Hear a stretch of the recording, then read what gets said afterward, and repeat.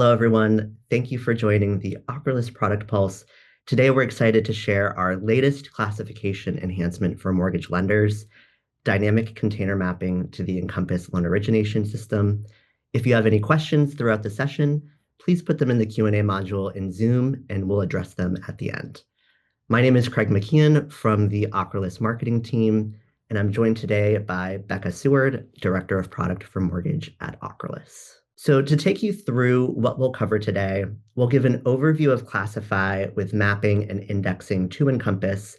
Then we'll dive right into dynamic mapping, and Becca will walk us through what this looks like on the Encompass side. So to jump right in, at Ocrolus, our Classify engine now supports over 1,700 document types and has transformed the way lenders like you handle document intake.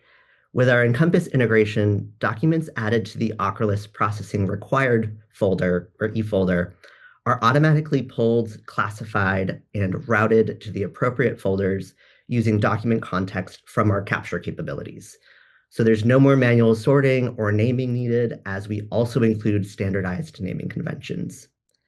In our dashboard, we leverage a powerful self-service taxonomy mapping tool that lets you assign specific form types to eFolder destinations without relying on support or outreach, and it's very beneficial during implementation. You also have the ability to collect from the unassigned in Encompass's file manager. So when we add new documents, it's not a problem. You can map them on your own in just a few clicks. Our current state has been historically one-to-one form to folder mapping, and we've also recently introduced enhancements to tax form grouping so that you can group all schedules as well as tax forms cohesively. With intelligent document recognition and classification, we already support smoother operations for processors and underwriters, especially in high-volume lending environments, as well as with complex loan files. So we've also heard and recognized a demand to get more granular with our mapping to Encompass for things like greater control and more flexibility in how you map docs as part of your existing workflow.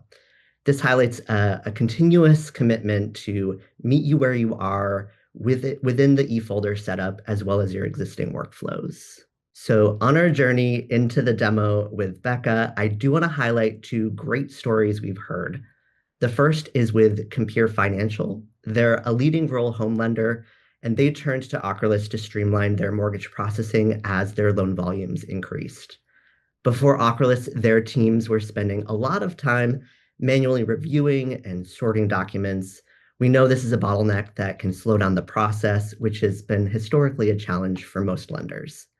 With Ocrolus, Compere eliminated much of that manual work by automating document classification as well as their income analysis. As a result, their processors are now handling 50% more volume, moving loans faster from intake through underwriting and closing. And not only did they improve operational efficiency, but they also enhanced their data accuracy.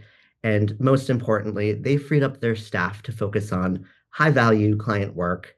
It's a really powerful example of automating the automatable to deliver both speed and scale. This highlights a great increase for Compere. Another great story that we've heard is with Neighborhood Loans. They dramatically transformed their operations when they partnered with Ocrolus. And before they were doing that, their processing teams were spending hours just manually indexing as well as calculating income, often sometimes taking up as much as half a day. But with Ocrolus, they were automating both classification and their income calculations, and they were able to bring their processing time down by an incredible 90%. So that's just 30 to 40 minutes per loan, depending on the complexity of the loan. This not only accelerated their loan closings, but it also allowed their team to shift their focus from paperwork to investing in their client relationships, something that's really important to all of us. Their regional processing manager, who is awesome, called it a game changer for their teams. They're really valuing the accuracy, the efficiency, and the responsive support. These are just a couple great stories, and I know they're only getting better. If you want to see them firsthand, we do have some great new videos on our website that dive deeper into the use cases for mortgage processors, underwriters, and loan officers. So now let's shift our focus to the dynamic container mapping enhancement that meets the needs of additional processing workflows. So I'll give an overview here, and then we'll dive into Encompass and see what that looks like. Dynamic container mapping enhances how mortgage documents are both organized and indexed in the Encompass eFolders. This feature allows you to automatically group and route documents based on context-specific information, such as the borrower name, the financial institution, or property address, providing more precise control over document placement. I want to highlight a few of the items that go into this. The first being context-aware document grouping. This allows the automation of groups and routes for documents into a specific eFolder container. This uses something that we call unique values. So it goes back to that name, that institution, or address. We've also improved borrower level separation, which automatically organizes income and asset documents into individual folders for each borrower or co-borrower. So you can think of this as a parent folder to a child folder, giving more flexibility in where the documents go, and also being able to round up to the appropriate entity. We now provide real estate owned or REO versus the subject property mapping, which separates documents related to those different properties using some address matching logic, which is great. We also have smart tax form grouping, which groups tax forms such as 1040 and any associated schedules under a single parent folder based on form type and borrower.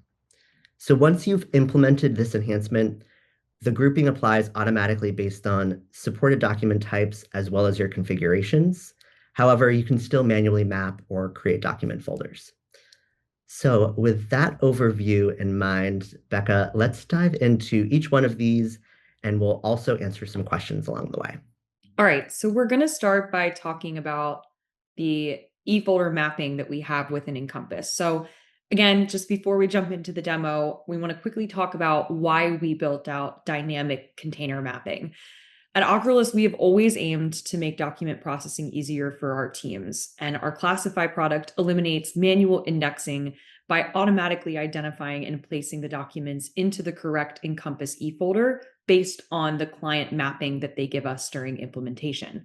But what we found was that many lenders, especially those that had more complex workflows, needed more than just us being able to recognize documents. What they were asking for was smart folder logic.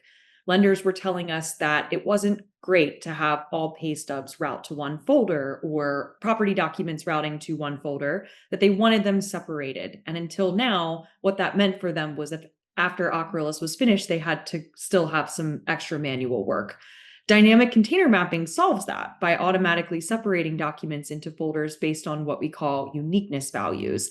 Things like the borrower name on the document, the address on the document, or the bank institution that is on the bank statements. And that's all happening directly within inside the eFolder. So let me show you how this works live within Encompass, and we'll use 3 of the most common use cases. I navigate to the eFolder and I can see that things have been split up based on borrower, co-borrower, and some other various uniqueness values. So in this example, we have 2 different borrowers, Jack and Jill Smith, and we have broken down all of their associated income documents into the correct folders. So instead, dynamic container mapping is separating these each both by borrower co-borrower. So we can now recognize and match that Jill is in fact the borrower and Jack is the co-borrower. So whether or not you want to leverage the actual uniqueness value in the name of the folder or within the description, we can support both. We are extremely flexible.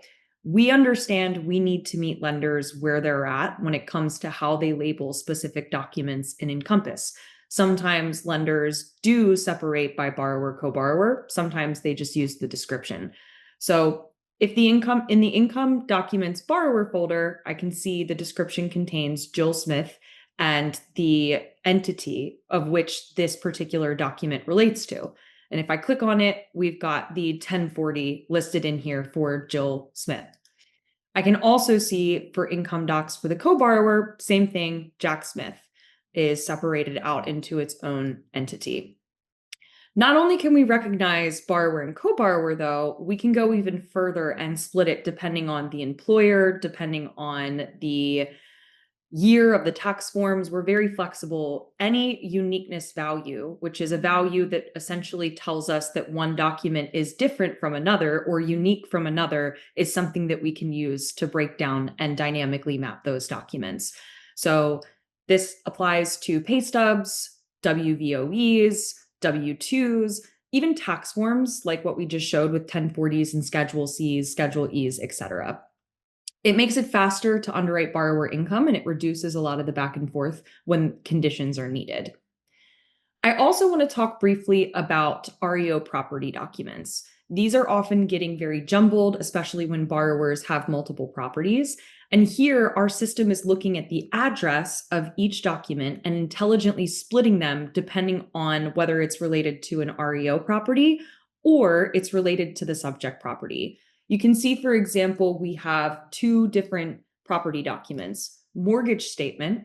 And if I navigate to this will be the mortgage statement for the subject property, which is why it is in the mortgage statement eFolder document location. And we will continue to route subject property documents to the correct eFolder placement for that specific form type, like homeowners insurance policies, mortgage statements, etc.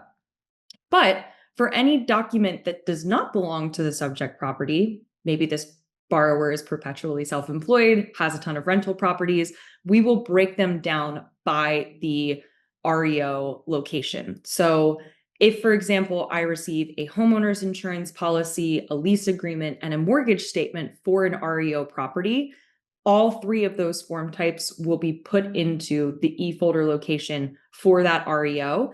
And we can leverage the actual address of that REO property in both the name of the actual eFolder as well as the description of the eFolder bucket.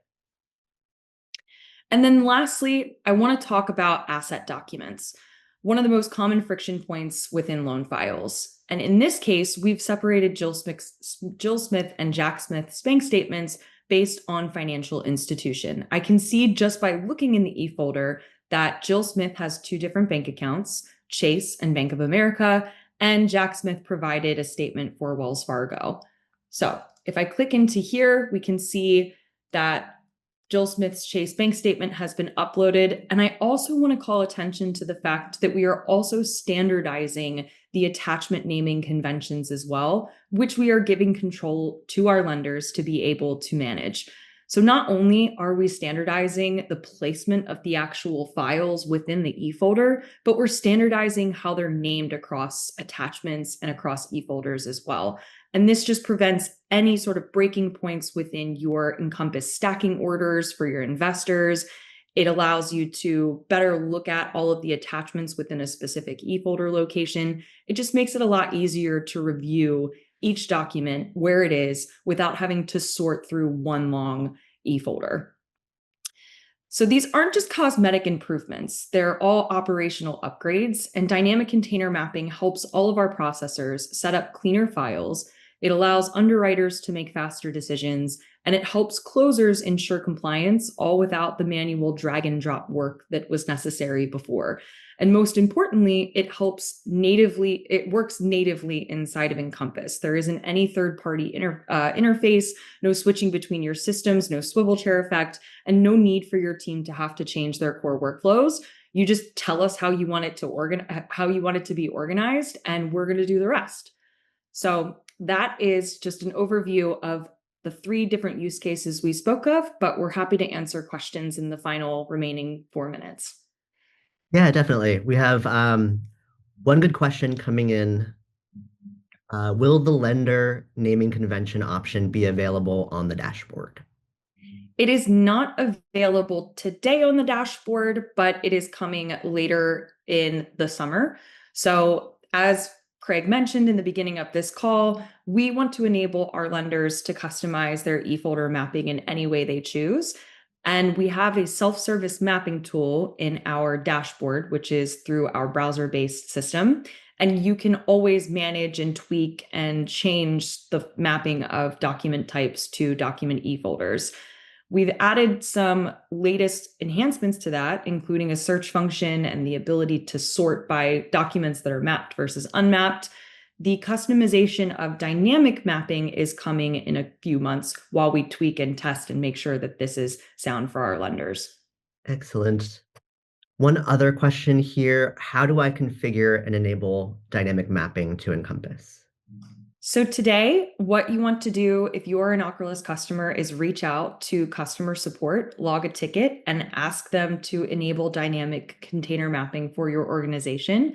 Our internal teams will be able to set this up based on your needs.